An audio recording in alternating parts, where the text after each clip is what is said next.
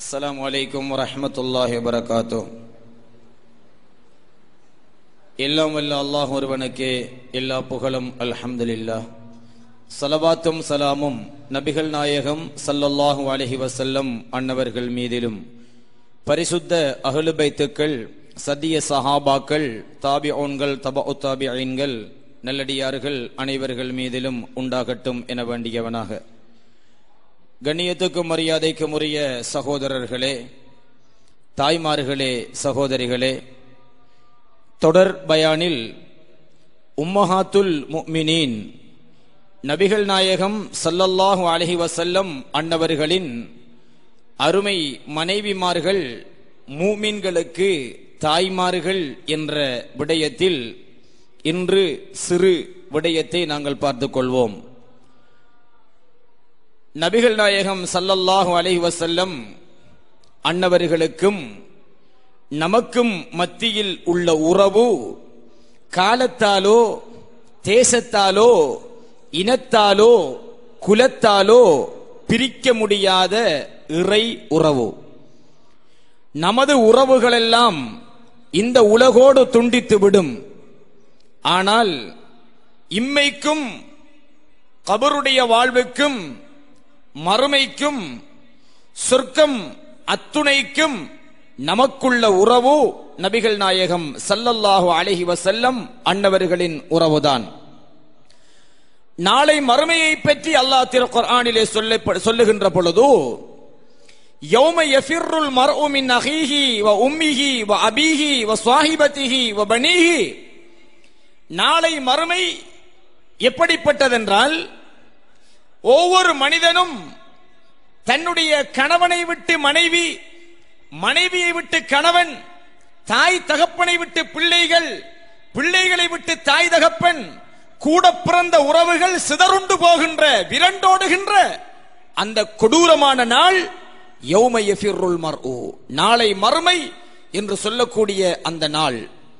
அந்த நாளிலும் இந்த நாளிலும் இரண்டுக்கும் இடைப்பட்ட மன்னரை வாழ்விலும் எம்மை விட்டு பிரிக்க முடியாத உறவு என்று ஒன்று உரிமையோடு நாம் சொல்ல முடியும் என்றால் அது நபிகள் நாயகம் ஸல்லல்லாஹு அலைஹி வஸல்லம் அன்னவர்கள் மட்டும்தான். இதிலும் நம்முடைய உறவு மூன்று விதமான உறவு பெரும்பாலும் வரும். ஒரு மனிதனுக்கு யாராவது ஒருவர் சொந்தக்காரனாகுவதென்றால் மூன்று உறவுகள் மூலமாக பெரும்பாலும் அந்த உறவு வரும். ஒன்று இரத்த உறவு, இன்னொன்று பால்குடி உறவு, இன்னொன்று திருமண உறவு. ஒரு தாய் தன்னுடைய பிள்ளைக்கு இரத்த உறவின் மூலமாக தாய் எண்ணுகின்ற அந்தஸ்தையும் பிள்ளை எண்ணுகின்ற அந்தஸ்தையும் பெற்றுக் கொள்ளுகின்றோம். தாய் மகன் தொட்டால் உது கூட முறியாது. இது இரத்த உறவு. தாய், தாயுடைய இரத்தம், தகப்பனுடைய இரத்தம் அந்த பிள்ளையில் இருக்கிறது. எனவே பிரிந்தாலும் சேர்ந்தாலும் அந்த உறவை யாரும் பிரிக்கவோ அழிக்கவோ முடியாது. அது அழிக்க முடியாத உறவு.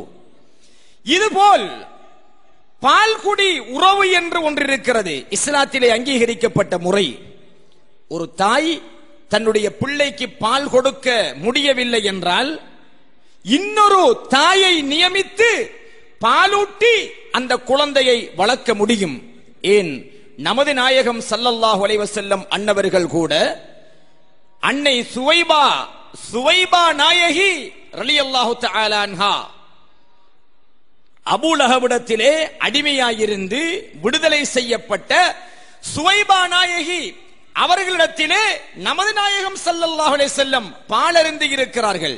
பெற்ற தாய், இரத்த உறவு தாய் ஆமினா நாயகி ரலியல்லாஹு அன்ஹா. பால்குடி உறவின் மூலமாக சுவைபா என்கின்ற பெண்மணி நாயகம் ஸல்லல்லாஹு அலைஹி வஸல்லம் அவர்களுக்கு தாயாகின்றார்கள்.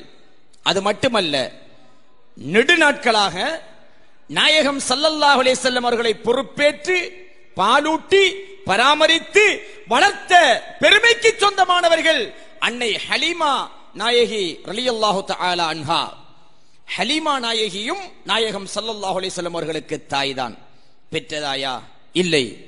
பாலூட்டிய உறவில் அந்த தாய் நாயகம் ஸல்லல்லாஹு அலைஹி வஸல்லம் அவர்களுக்கு தாயாகினார்கள். எனவே இப்பொழுது நாம் யாராவது ஒரு குழந்தை யாராவது பெற்ற தாயை தவிர்த்து இன்னொரு தாயிடத்திலே பால் குடித்து வளருமாக இருந்தால் அது முழுமையாக குடிக்க வேண்டும் என்ற அவசியம் இல்லை.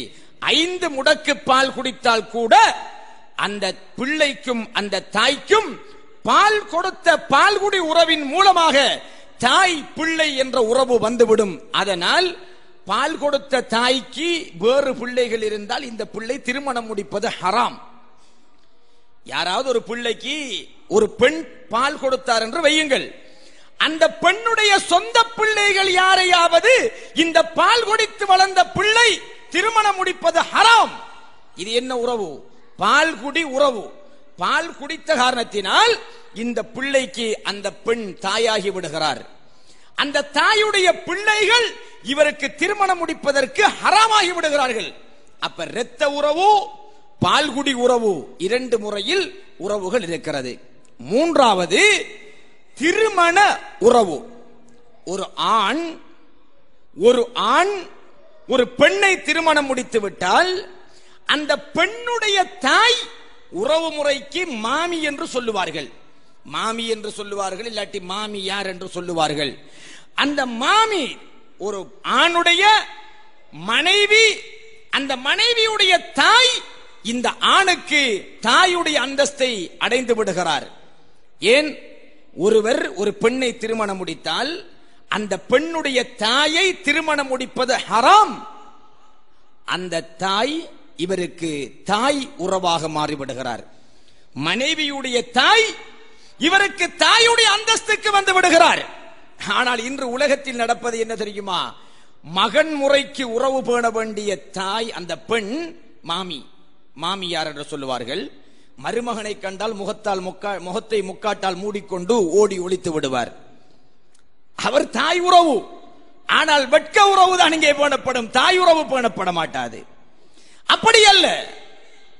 ஒரு பெண்ணை திருமணம் முடித்தால் அந்த பெண்ணுடைய தாய் இந்த மணமகனுக்கு தாய் என்ற அந்தஸ்தை அடைந்து விடுகிறார். இது திருமணம் ரீதியாக வந்த உறவு. அப்ப எத்தனை உறவு இருக்குது? திருமண சொந்த இரத்த உறவு, பால்குடி உறவு, திருமண உறவு, இப்படி 3 விதமாக உறவுகள் பரிமாறப்படும். இந்த 3ஐயும் கடந்த ஒரு புனித உறவு இருக்கும் என்றால், இந்த 3ஐயும் கடந்த புனித உறவு இருக்கும் என்றிருந்தால் அந்த உறவுதான் நமது உயிரிலும் மேலான கண்மணி ரசூலுல்லாஹ் ஸல்லல்லாஹு அலைஹி வஸல்லம் அன்னவர்கள் எங்களுக்கு யாத்து தந்த, வகுத்து தந்த, அல்லாஹுவால் உத்தரவாதம் அளிக்கப்பட்ட, பிரிக்க முடியாத, உரிமைக்கு உரிமையான உறவு, உரிமைக்கு உரிமையான நிரந்தர உறவு, ஆன்மீக உறவு, அழிக்க முடியாத உறவு. அதுதான் உம்மஹாத்துல் முஃமினீன். நமது உயிரிலும் மேலான கண்மணி ரசூலுல்லாஹி ஸல்லல்லாஹு அலைஹி வஸல்லம் அன்னவர்களை அவர்கள் வாழும்போது எந்த பெண்கள் திருமணம் முடித்தார்களோ அந்த பெண்கள் அத்துணை பேரும் நமக்கு தாய்மார்கள். இந்த உறவு மாமியா மருமகனை கண்டால் பெல்ட்டி அடித்து ஓடுவார் நாளை மறுமையில். சொந்த பெத்த இரத்த உறவு தாய் விரண்டோடுவார். பால் கொடுத்த தாய் கால் அடிபட பறந்தோடுவார். ஆனால் இந்த கண்மணி ரசூலுல்லாஹ் ஸல்லல்லாஹு அலைஹி வஸல்லம் மூலம் வந்த உரிமைக்குரிய ஆத்மீக எம்மை விட்டு பிரிக்க முடியாத அந்த உறவு இருக்கிறதே, அது இம்மையிலும் மண்ணறையிலும் மறுமையிலும் எம்மை அரவணைக்க கூடிய உறவு என்பதை ஆணித்தரமாக அல்லாஹ் திருமறையிலே மூமின்களுக்கு சொத்தாக்கி வைத்திருக்கிறான். அந்நபியு அவுலா பில் முஃமினீன மின் அன்ஃபுஸிஹிம். இந்த நபிகள் நாயகம் ஸல்லல்லாஹு அலைஹி வஸல்லம் அன்னவர்கள் மூமின்களுக்கு உயிரை விட மிக்க மேலானவர்கள். வ அஸ்வாஜுஹு உம்மஹாத்துஹும். அவர்களுடைய அந்த உத்தம மனைவிமார்கள் மூமின்களுக்கு தாய்மார்கள். காபிருக்கு இல்ல, முஷ்ரிக்குக்கு இல்ல, நயவஞ்சகன் முனாஃபிக்குக்கு இல்ல, வழிகட்டவனுக்கு இல்ல. உம்மஹாத்துல் மூமினீன், மூமின்களுக்கு தாய்மார்கள். எங்கள் இதயத்திலே ஈமான் இருக்கிறதா? இருந்தால் அவர்கள் நிச்சயம் எங்களுக்கு தாய்மார்கள். இதயமும் இல்லை, ஈமானும் இல்லை, வெறும் மையத்து மாதிரி இருக்கும். அப்படி இருந்தால் நிச்சயம் அந்த தாய்மார்கள் நமக்கு தாய்மார்கள் என்று உரிமை பேச நமக்கு உரிமை இல்லை. ஈமான் உள்ளவர்களாய் நாம் இருந்தால் அந்த நாயகத்தினுடைய மனைவிமார்கள் எங்களுக்கு தாய்மார்கள்.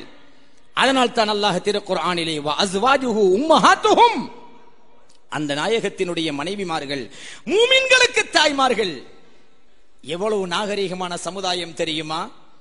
நாயகம் ஸல்லல்லாஹு அலைஹி வஸல்லம் அன்னவர்களுடைய மனைவிமார்கள் யாருடைய பெயரையாவது நமது சமுதாயத்திலே பெண்களுக்கு வைப்பதாக இருந்தால் அந்த பெயரை வைக்கின்ற பொழுதே உம்மா என்ற வார்த்தையையும் சேர்த்துத்தான் பெயர் வைப்பார்கள்.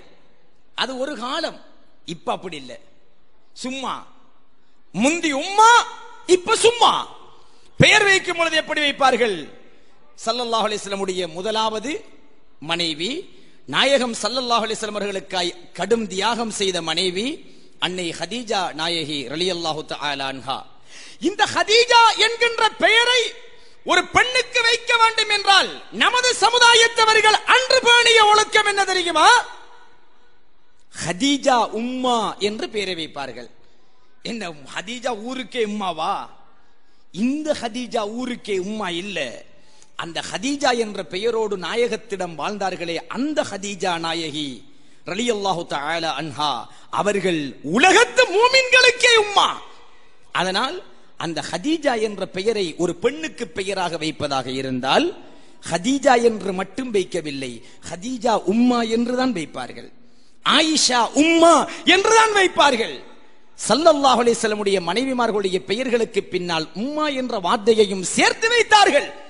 இப்படி நாயகம் ஸல்லல்லாஹு அலைஹி வஸல்லம் உடைய அருமை மனைவிமார்கள் கௌரவமாக நமது பெண்கள் சமுதாயத்தால், ஒட்டுமொத்த முஸ்லிம் சமுதாயத்தால் மதிக்கப்பட்ட பேணப்பட்ட காலம் மாறி இன்று பெத்த உறவுக்கு பெட்டி கட்டி கண்ணியம் கொடுக்கப்படுகிறது. சாமான்களும் அன்பளிப்புகளும். பால்குடி உறவுக்கு பெட்டி கட்டி அன்பளிப்புகள் கொடுக்கப்படுகிறது. திருமண உறவு பெட்டி கட்டி அன்பளிப்புகள் கொடுக்கப்படுகிறது. உறவு பேணப்படுகிறது, மதிக்கப்படுகிறது. பெத்தம்மாவுக்கு மரியாதை, பால்குடி தாய்க்கு மரியாதை, கல்யாணம் கட்டின வகையில மாமியாவுக்கு மரியாதை. ஆனால் ஆன்மீக உறவு அல்லாஹ் குர்ஆனிலே சொன்ன அந்த உம்மஹாத்துல் முஃமினீன், அல்லாஹ் நமக்கு தந்த உரிமையான உறவு, ஈமான் கொண்ட விசுவாசிகளுக்கு தாய்மார்கள் என்கின்ற அந்த நாயகம் ஸல்லல்லாஹு அலைஹி வஸல்லம் உடைய மனைவிமார்கள், எமது தாய்மார்கள், அவர்களுக்காக பெட்டி கட்ட தேவையில்லை. அவர்களை நினைத்து இரு கரமேந்தி என்றாவது ஒரு நாள் துவா மட்டுமாவது கேட்டிருக்கிறோமா என்று ரோஷமுள்ள முஸ்லிம்கள் சிந்தித்தால் நிச்சயம் அந்த தாய்மார்களை மறக்க முடியாது. அந்த உம்மஹாத்துல் முஃமினீன்களை மறக்க முடியாது. அவர்களை பற்றி அல்லாஹ் குர்ஆனிலே சொன்ன இடத்தை கொஞ்சம் தேடி பாருங்கள். நபி உங்களுக்கு உயிரை விட மிக்க மேலானவர்கள் என்று சொல்லிவிட்டு அந்த நாயகத்தின் மனைவிமார்கள் உங்களுக்கு தாய்மார்கள் என்று அல்லாஹ் சொல்லி இருக்கிறான். எந்த இடத்துல சேர்த்து சொல்லியிருக்கான்? இந்த தொழுக, நோன்பு, ஜக்காத்து, ஹஜ்ஜி போன்ற ஆயத்தில் சேர்த்து சொல்லல. நபி அவர்கள் உங்களுக்கு உயிரை விட மிக்க மேலானவர்கள் என்று சொன்ன இடத்திலே மறு வசனமாக அல்லாஹ் இந்த விஷயத்தை சேர்த்து சொல்லியிருக்கிறான். அப்ப எவ்வளவு முக்கியமான உறவு! யாராவது இந்த உறவை எண்ணி பார்த்திருக்கிறோமா? இந்த உறவுக்காக என்றாவது நன்றி செலுத்தி இருக்கிறோமா? இந்த உறவை நினைத்து ஏதாவது நற்கர்மங்கள், நற்காரியங்கள் செய்திருக்கிறோமா? நன்றி உபகாரம் செய்திருக்கிறோமா? இல்லை. எனவே இந்த ஆயத் நாயகத்தின் மனைவிமார்கள் உம்மஹாத்துல் முஃமினீன்கள் விடயத்திலே அல்லாஹ் நமக்கு அருளி இருக்கின்ற மிக மிக முக்கியமான ஒரு விடயம் என்பதை நாம் அனைவரும் புரிந்து கொள்ள வேண்டும். இன்னொரு விடயத்தையும் அல்லாஹ் இதிலே வைத்திருக்கிறான். ஸல்லல்லாஹு அலைஹி வஸல்லம் அவர்கள் என்றைக்கு மூமின்களுக்கெல்லாம், ஸல்லல்லாஹு அலைஹி வஸல்லம் அவர்களுடைய மனைவிமார்கள் என்று மூமின்களுக்கெல்லாம் தாய்மார்கள் என்ற உறவை அல்லாஹ் குர்ஆனிலே பதித்தானோ அந்த நிமிடமே ஸல்லல்லாஹு அலைஹி வஸல்லம் இந்த உலகத்திலே இருக்கின்ற அத்துணை மூமின்களுக்கும் தகப்பனன் என்ற உறவை அல்லாஹ் பதித்து விட்டான்.